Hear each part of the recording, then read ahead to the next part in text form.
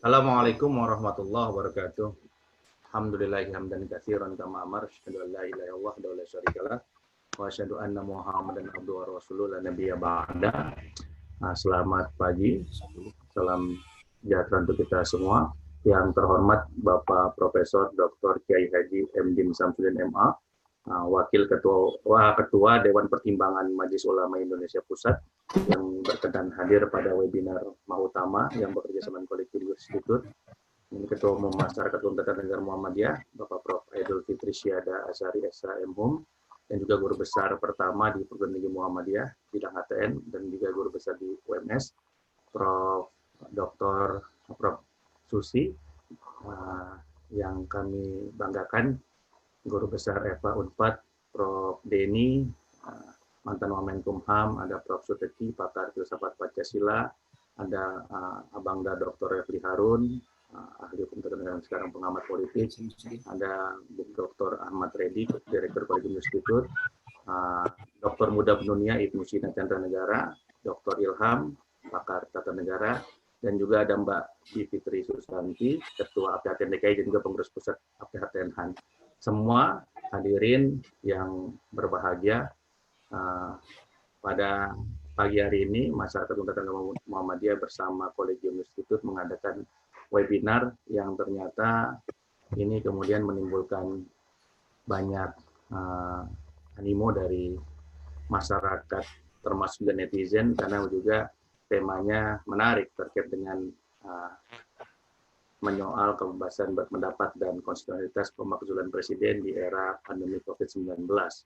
Yang sebenarnya kalau dilihat dari perspektif hukum tata negara biasa, karena membicarakan sesuatu yang diatur oleh Undang-Undang Dasar, yang jelas juga ada terkait dengan pemakzulan, itu jelas diatur di dalam Undang-Undang Dasar, termasuk tentang kebebasan berpendapat juga diatur di pasal 28. Cuma menjadi menarik dan seksi karena ada tarikan politik di sini. Niat kita sebagai Muhammad Utama dan KJI, scholars intelektual, kemudian menggunakan pendekatan keilmuan berdasarkan konstitusi. Untuk itu, marilah bersama kita buka webinar nasional Mahutama dan KJI ini dengan membaca basmalah. Bismillahirrahmanirrahim. Selanjutnya, mohon berkenan keynote speaker yang kami muliakan, Bapak Profesor Dr. Kiai Haji M. Din Samsudin MA, Ketua Dewan Pertimbangan MUI Pusat, yang juga pernah menjabat sebagai Ketua Umum PP Muhammadiyah selama 2 periode. Sekarang juga sebagai Ketua Ranting yang mendunia juga, karena acara-acaranya luar biasa, dan juga banyak yang komentar negatif, bagaimana peran ketika pandemi, padahal Muhammadiyah peran sudah luar biasa. Miliarannya melebihi lembaga-lembaga negara bahkan yang sudah dikeluarkan, dan bantuan-bantuan. Artinya insya Allah akan ada penjelasan-penjelasan niat kita baik untuk malah kecintaan terhadap negeri ini. Kepada Bapak Profesor Dr. Kiai Haji M. Din Samsudin MA, dipersilahkan. Bismillahirrahmanirrahim. Assalamualaikum warahmatullahi wabarakatuh. Waalaikumsalam. Alhamdulillahi haqqa hamdih wa syukru lillahi haqqa syukrih wa la hawla wa la quwata illa billahil aliyyil azim. Profesor Aidul dan kawan-kawan di Mahutama yang saya hormati, para pembicara, tokoh-tokoh bangsa, pakar ilmu hukum, khususnya hukum tata negara, para peserta, pemirsa, baik lewat Zoom maupun lewat YouTube. Semoga kita semua sebagai saudara-saudara sebangsa dan setanah air senantiasa dalam rahmat Allah Subhanahu wa taala. Karena ini forum ilmiah, saya lebih senang kalau dirujuk sebagai dosen pemikiran politik Islam di FISIP UI Negeri, UIN Syarif Hidayatullah Jakarta. Sebenarnya saya mempunyai alasan untuk tidak bersedia, apalagi menjadi pembicara kunci pada webinar dengan tema yang sangat menarik, penting dan relevan ini, adalah karena saya bukan ahli hukum apalagi hukum tata negara. Namun saya tergerak untuk ikut serta, lebih nanti sebagai pendengar mustami' yang baik, adalah karena saya sempat menduga acara ini bakal dihalang-halangi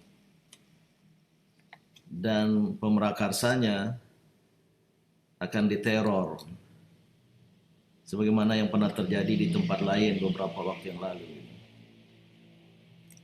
Karena suuzon seperti itu, saya kira suuzon yang beralasan, saya menyatakan diri ingin ikut serta untuk semata-mata ikut mendukung dan memberikan dukungan penuh kepada Mahutama.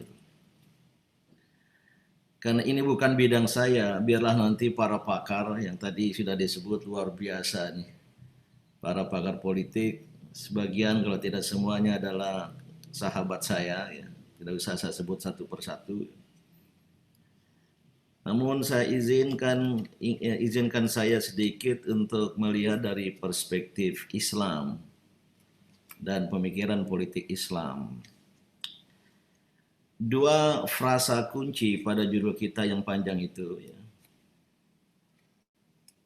Pertama tentang kebebasan berpendapat, dan yang kedua tentang pemakzulan pemimpin.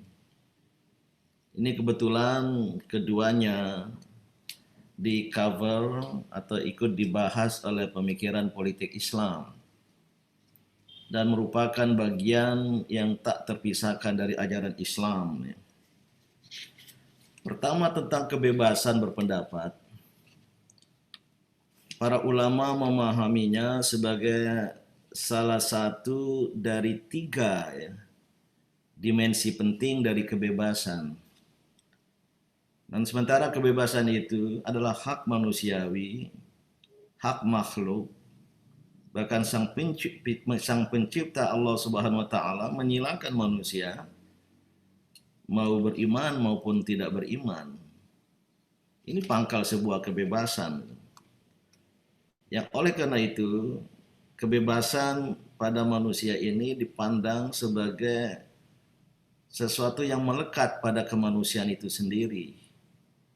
Dan manusia tentu pada madhab Qadariyah, ya, memiliki kebebasan berkehendak dan berbuat, free will and free act. Dan oleh karena itulah, ya, ada yang memandang, ya, seperti saya kutip saja, ya, salah seorang agak sedikit modern, ya, Muhammad Abduh, melihat atau menilai kebebasan itu sebagai sesuatu yang sakral dan transendental. Istilahnya itu muqaddasah, ya, sebagai sesuatu yang suci dan melekat dengan fitrah kemanusiaan. Manusia bebas, tentu walaupun terbatas, di lingkup, kalau agama, syahadatain, syahadat itu sendiri. Tetapi dia menjadi suci karena berasal dari zat yang maha suci.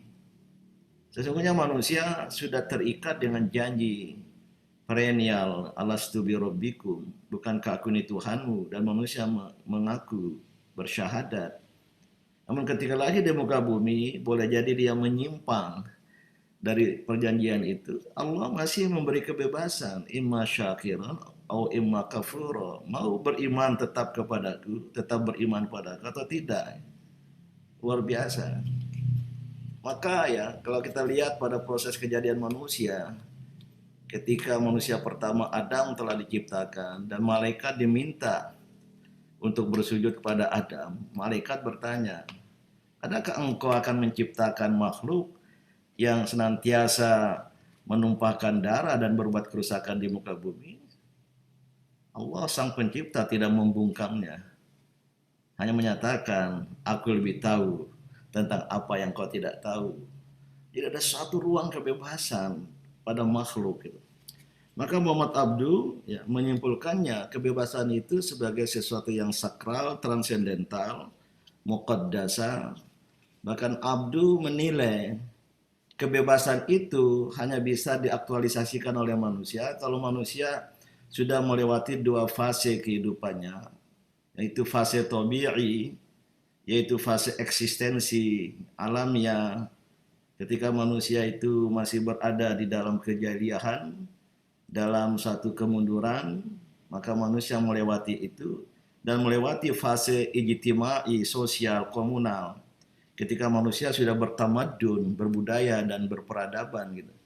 Maka kebebasan itu sesuatu yang tinggi.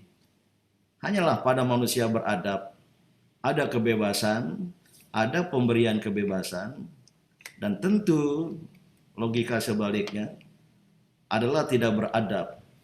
Kalau ada orang, pihak, rejim yang ingin menghalang-halangi, apalagi meniadakan kebebasan itu. Nah, inilah yang kemudian diturunkan para pemikir politik Islam itu melihat tiga kebebasan asasi yang inheren dalam diri manusia, kebebasan beragama, kebebasan berbicara atau berpendapat, dan kebebasan memilih serta untuk dipilih. Ketika terjadi perkembangan kebudayaan manusia, maka diperlukan kepemimpinan dan lain sebagainya. Maka apa yang dibicarakan menyoal kebebasan berpendapat ini mempunyai landasan teologis, filosofis yang kuat pada pemikiran Islam, dan oleh karena itu apa yang dirumuskan di dalam traktat yang ada dalam sejarah peradaban manusia, sejak Magna Carta sampai nanti Universal Declaration,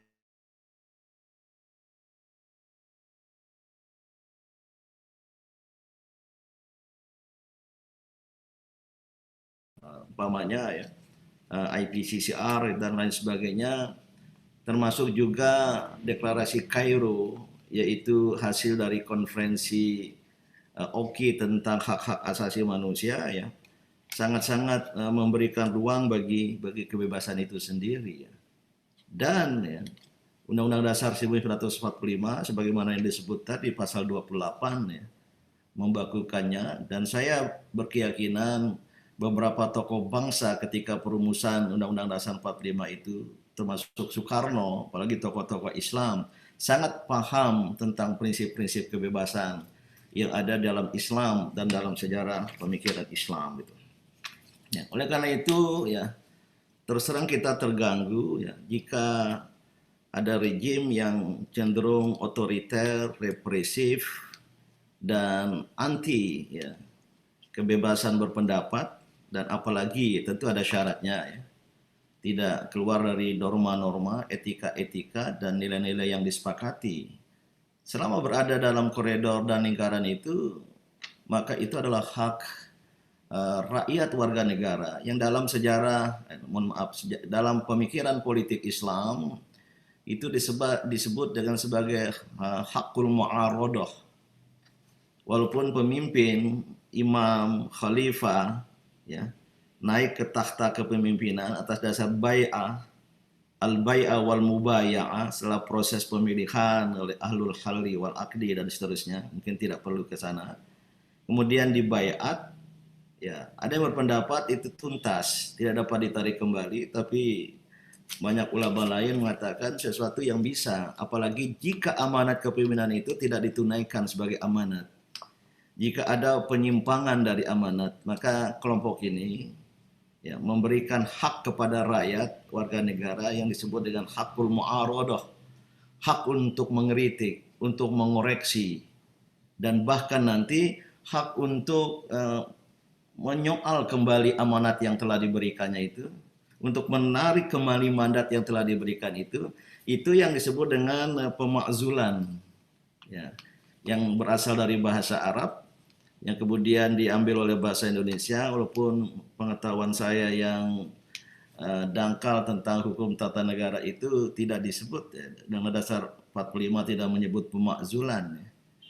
Dan juga tidak dalam nada impeachment, atau mungkin dalam nada impeachment, yang saya kira banyak pakar sudah membandingkan pemakzulan ini berbeda dengan impeachment. Impeachment lebih pada satu proses. Pemakzulan itu nanti pada hasil akhirnya ya. Yang di dalam istilah-istilah ilmu politik Islam itu banyak ya, umpamanya makzul dari kata azala ya, yang artinya itu mencopot sesuatu, menyingkirkannya ke samping sehingga dia tersingkir. Azla, azala. Ada dalam lisanul Arab ya. Ini standar untuk memahami konsep berbahasa Arab.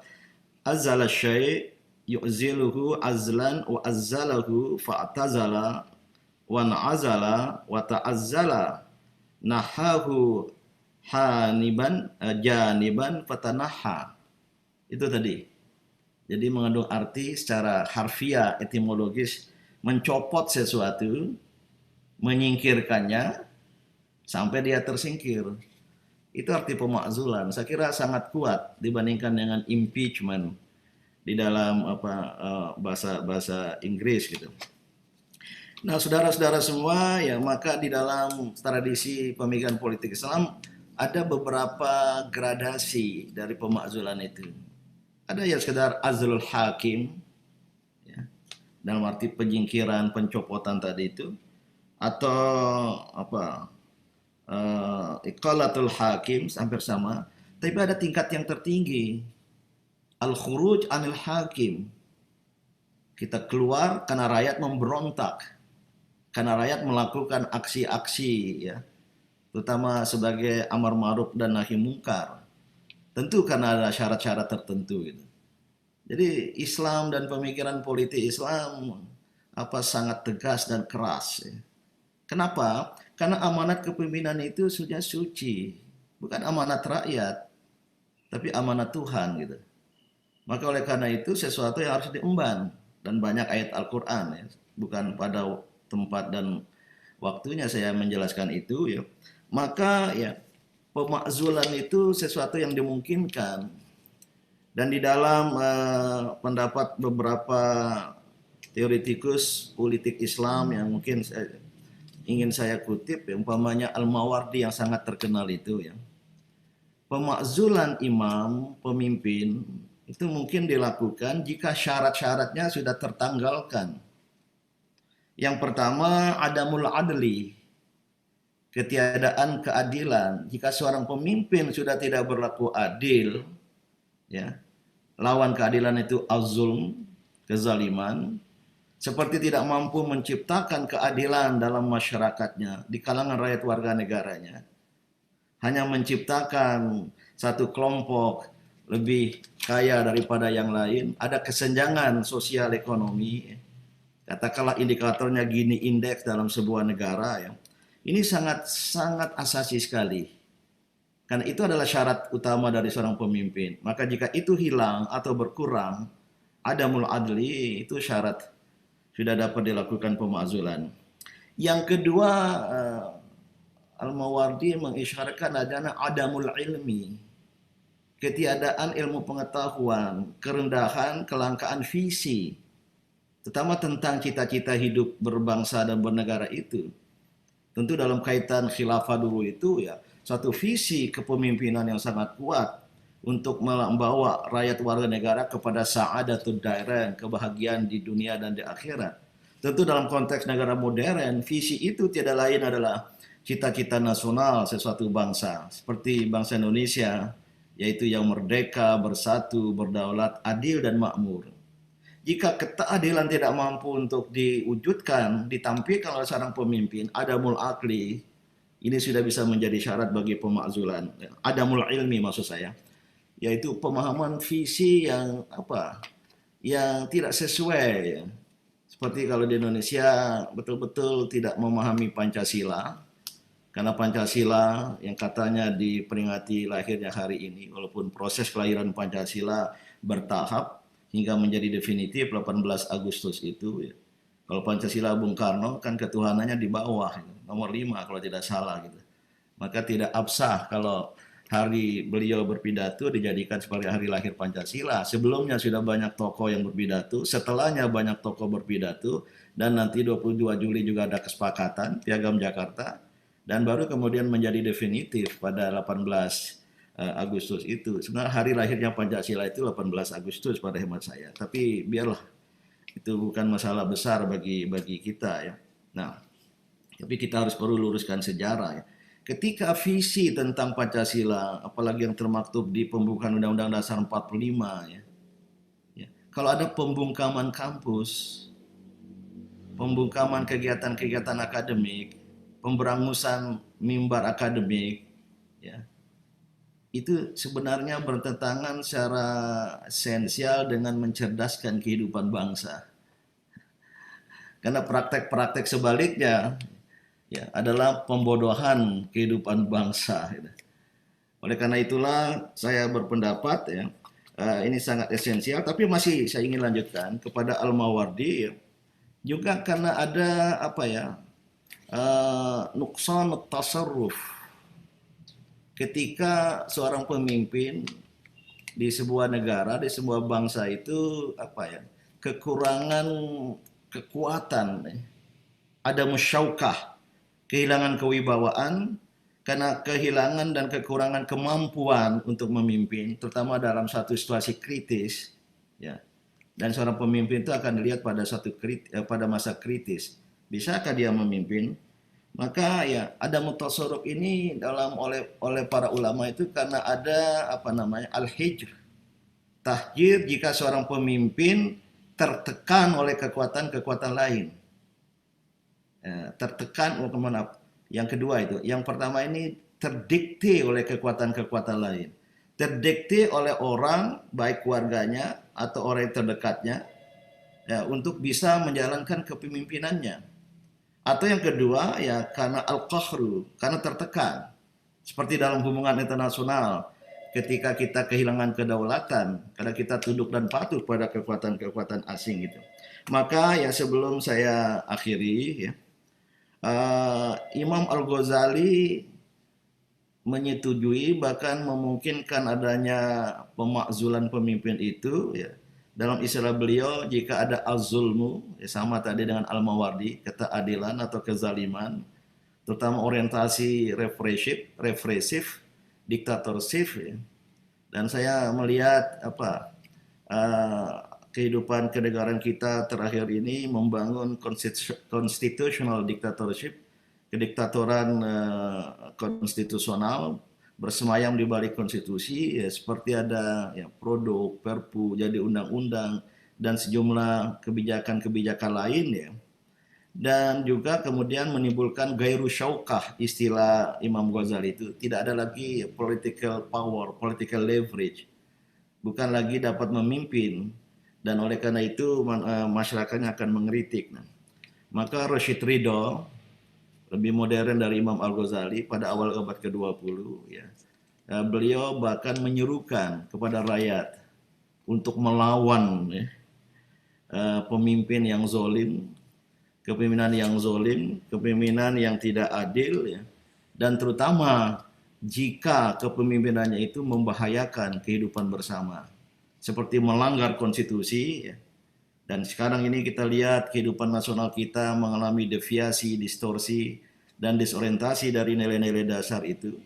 Dan ketika katakanlah umpamanya ya soal komunisme yang jelas-jelas pada TAP MPR terlarang, tapi ketika diberi ruang gerak dan tidak melakukan tindakan apa-apa ya terhadap persebaran dan kebangkitannya kembali, ini sungguh membahayakan. Dan kita hanya akan menyediakan jalan bagi pengulangan sejarah di Indonesia ini dan mengganggu serta akan menggoyahkan negara Pancasila itu sendiri, ya ikut didirikan rame-rame gitu. Oleh karena itulah ya dalam kaitan ini saya hanya ingin memberikan perspektif pemikiran Islam bahwa apa yang ingin dibahas saya ingin katakan memiliki landasan pada agama, pada Islam dan pada pemikiran politik Islam, dan absah adanya ya. Kalau kita ingin membicarakan dan apalagi mungkin kawan-kawan akan menjelaskan bagaimana perspektif dari konstitusi kita dan dari berbagai sudut pandang ya. Dan ini ya tentu Mahutama sebagai lembaga ilmiah, lembaga akademik memiliki kewenangan hak dan bahkan memiliki kewajiban untuk membicarakannya, terutama ya untuk adanya kebaikan, kemaslahatan bagi kehidupan kita bersama berbangsa dan negara. Saya kira ini, mohon maaf agak panjang, yang ingin dan dapat saya sampaikan sebagai sebuah perspektif lain itu. Terima kasih. Wassalamualaikum warahmatullahi wabarakatuh.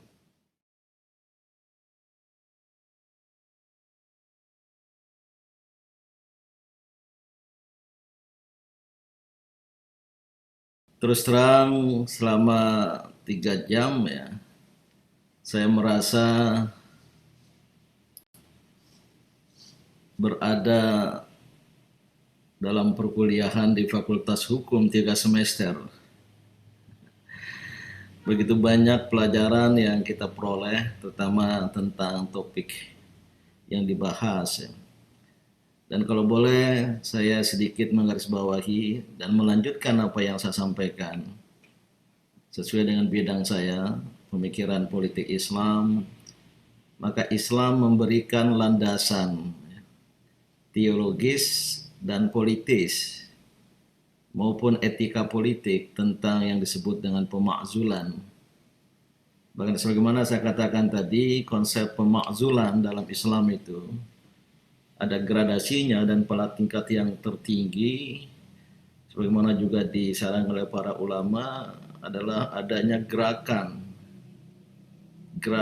yang bersifat ekstra konstitusional untuk melengsarkan seorang pemimpin, imam atau khalifah pada waktu itu, terutama ketika jalan-jalan konstitusional itu sendiri telah terkunci, dan penguncian itu boleh jadi karena tindakan inkonstitusional dari para pemimpin, seperti lembaga-lembaga negara yang tidak fungsional lagi gitu.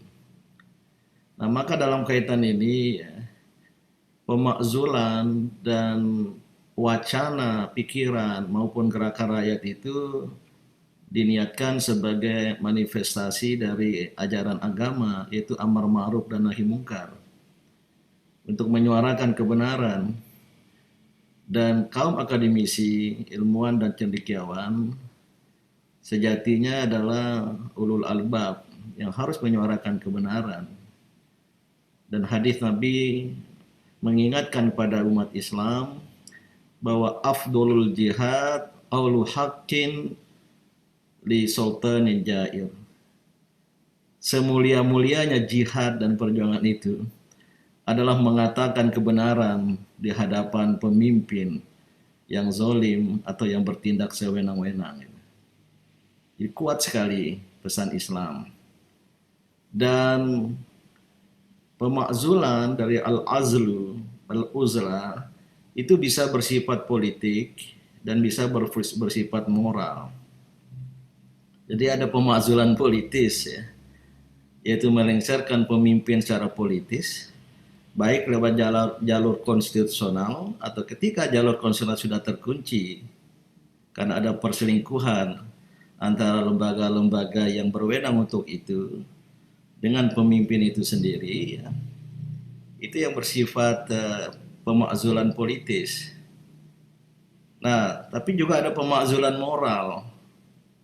Dalam arti ya melakukan gerakan moral, karena Islam juga memesankan la ta'ata li makhluqin fi ma'siyatillah. Tidak ada kewajiban untuk taat pada pemimpin atau makhluk yang bermaksiat kepada Allah, yang melakukan pelanggaran, termasuk tentang cita-cita hidup bersama itu. Maka rakyat yang tidak bersetuju sudah melakukan pemakzulan secara moral ya uzlah, memisahkan diri, atau mufaraqah yang pernah terkenal juga dalam praktek seperti dulu di organisasi Islam gitu. Inilah dasar dari pemikiran politik Islam yang biasa saya ungkapkan. Dan bagi kita di Indonesia ini, saya kira yang paling penting adalah kebenaran harus kita katakan sebagai kebenaran. Dan tidak perlu ada yang gerah dan apalagi membalas. Saya tahu ya banyak bullying, apakah buzzer atau tidak. Tapi kan para penegak kebenaran itu tidak ada masalah dengan mereka. Biarkan anjing menggonggong, kafilah tetap berlalu selama kita yakini ini adalah sebuah keyakinan moral dan untuk kebaikan hidup berbangsa dan negara, dan terus terang saya pribadi dalam menegakkan konstitusi, karena cita-cita nasional telah dilanggar, terjadi deviasi, distorsi dan disorientasi dalam kehidupan bersama ini, termasuk dari Pancasila itu sendiri. Karena Pancasila terlalu banyak dikatakan, tapi kurang diperbuatkan. Dan ucap dan laku terlalu berjarak. Terima kasih.